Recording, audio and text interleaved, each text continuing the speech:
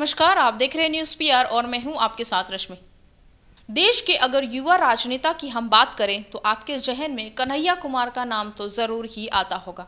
कन्हैया कुमार वही हैं जिनके ऊपर देशद्रोह का भी इल्जाम लगा था, जहां जामिया मिलिया यूनिवर्सिटी में उन्होंने जमकर प्रदर्शन किए थे। उनकी तस्वीरें आज भी लोगों के जहन में हैं। जहां यूपी विधानसभा चुनाव में उन्होंने सीपीआईएम का दामन छोड़ कांग्रेस को थाम लिया। कांग्रेस का साथ लेते ही उन्होंने ये कहा कि कांग्रेस को उन्होंने इसलिए चुना क्योंकि कांग्रेस देश में वो पार्टी है जो देश को बचा सकती है, क्योंकि जिस दिन अगर कांग्रेस पार्टी खत्म हो गई तो देश भी नहीं बचेगा।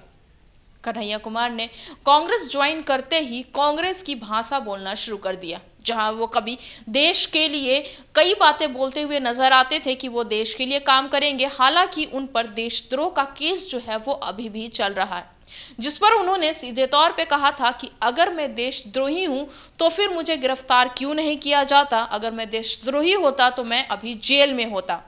बीजेपी केवल अपने आप को सही साबित करने में लगी है, जहां यूपी में सभी ये जानते हैं कि यूपी में आज भी बीजेपी का ही दबदबा है। लखनऊ सीट से वो प्रचार कर रहे हैं और कन्हैया कुमार के कंधों पर कई जिम्मेदारियां टिकी हुई है। जहां कांग्रेस पार्टी ज्वाइन करने के बाद वो बिहार भी आए थे।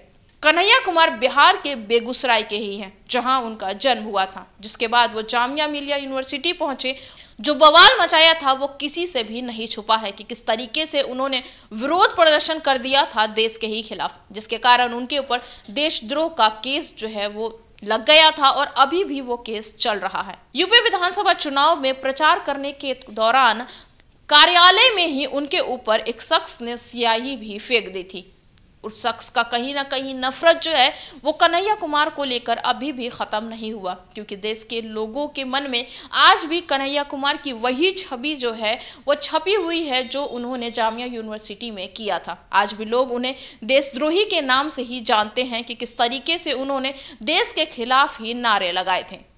शायद उस शख्स के मन में भी कन्हैया कुमार को लेकर वही नफरत जो है वो टिकी हुई है, जिस कारण उसने कांग्रेस के कार्यालय में ही कन्हैया कुमार पर स्याही फेंक दी थी, जिस कारण यूपी विधानसभा चुनाव में एक बड़ा बवाल भी हुआ था।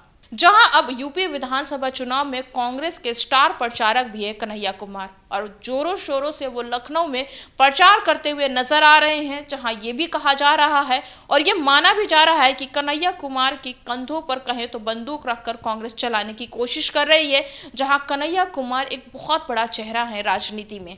युवा राजनीति की अगर हम बात करें तो कन्हैया कुमार एक जाने माने राजनेता में आते हैं। हालांकि आज भी कहीं ना कहीं लोगों के मन में उनके लिए नफरत या फिर कहें देशद्रोही का जो चेहरा है वो आज भी टिका हुआ है। विधानसभा चुनाव में जिस तरीके से कांग्रेस ने कन्हैया कुमार पे विश्वास जताया है, वो विश्वास पे कन्हैया कुमार खरे उतरते हैं या नहीं।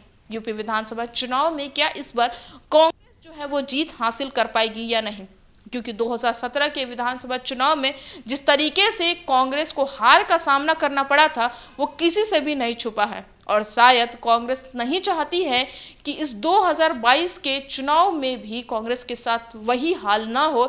कारण कांग्रेस ने ऐसे चेहरे को अपना टिकट दिया है जिससे कहीं ना कहीं देश में लोग जो है वो अवगत है। साथ ही यूपी विधानसभा चुनाव को लेकर कई चीजें जो है वो सामने आए ताकि लोग उन्हीं को वोट करें जिन्हें वो जानते हैं, और कहीं ना कहीं इसका असर जो है वो चुनाव पे जरूर पड़ता है। कन्हैया कुमार जो है वो क्या वो अहम रोल निभा पाते हैं जिसका इंतजार कांग्रेस कर रही है। 10 मार्च तक सभी चुनाव के परिणाम आ जाएंगे। अब ये देखना होगा कि कन्हैया कुमार जिस तरीके से दमखम से यूपी में चुनाव करते नजर आ रहे हैं, क्या इस चुनाव में वो सफलता हासिल कर पाते हैं या ना। फिर अगर वो सफलता हासिल कर लेंगे तो कहीं ना कहीं बिहार के लिए ये एक बड़ी बात होगी, क्योंकि वो बिहार के रहने वाले हैं और बिहार से ही उन्होंने राजनीति सीखी थी।